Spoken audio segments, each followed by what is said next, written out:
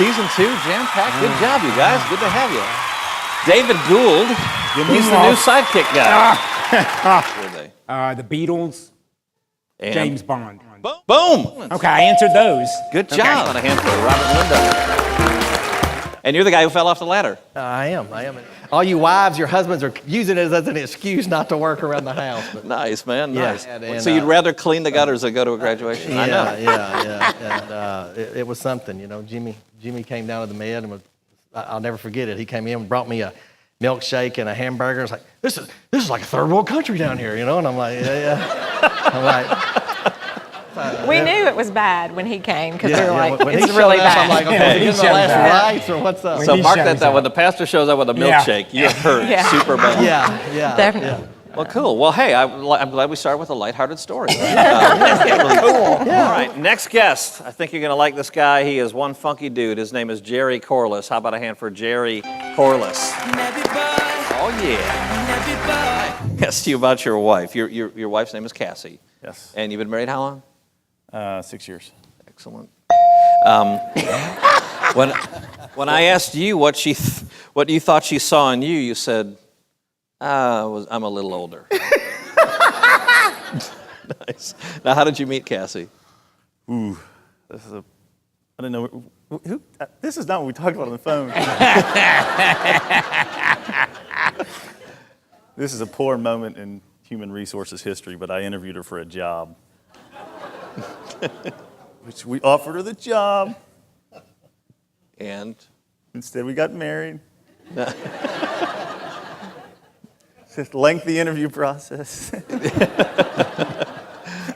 That is a lengthy interview. There was process. no, there was no job offer. There was no job offer. There was a job offer. Yeah. I was just trying to kind of, professionally close this out. So the next day, I call up my buddy during lunch, my best friend in St. Louis, who, by the way, is a lawyer, of all things. And the advice that he gives me is like, dude, what's wrong with you? You're crazy about that girl. Like, call her and ask her out. So I go back to, this is office. I'm in my office. I mean, I'm saying this on camera in front of a lot of people. So, but he got me so pumped up that I go back to the office and I'm like, bing, bing, bing, bing, bing. And it's like, ring. And I'm like, oh no, what am I doing? And I'm like, but it's okay, she's not going to answer. Hello? Dude, These totally. 5 verses are kind of, I think, broken down into 3 points. Tammy and I were just on vacation, and we went to St. Martin. Now, before you go, woo, look at you. Woo, what do they pay you around here? Before you do that, we used all of our air miles. Anyway, I start talking to this guy, and he says, oh, yeah, he's French. He goes, I don't know why I'm giving him an Indian accent. It's all I can do. But he says, yeah, da-da-da, and we start talking, and he plays the bass. I said, oh, really? Well, that's pretty cool. Where do you play the bass? I'm a musician, too. And he says, oh, I play it here. I made a CD. I also play at my church. Oh, where do you go to church? He says, House of Samuel. I'm thinking, okay, that's probably weird.